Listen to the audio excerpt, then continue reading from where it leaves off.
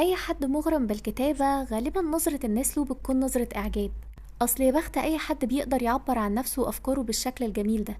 لكن اللي غالبية الناس ما تعرفوش إن الكتابة هي المراية الوحيدة اللي الكاتب بيشوف فيها انعكاس صورته، المساحة اللي بيقدر يكون فيها على حقيقته ويقول كل اللي في نفسه. ويمكن إذا ما كانش أكيد ما يبقاش عنده أي فرص تانية يتلم على روحه ويلم شتات نفسه غير الورق. عشان كده ناس كتير قوي بتتفاجئ لما بتشوف أي كاتب بره إطار الورق. الصورة الذهنية اللي اترسمت له مختلفة 180 درجة عن الواقع.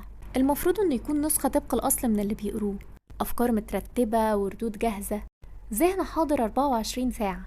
لكن الظاهر كده ان باب النجار مخلع.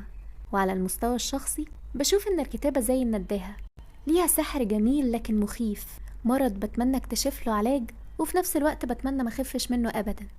الكتابة بتمثلي شعور وعكسه، لكنها وللمفاجأة هي أكتر نسخة مني صادقة.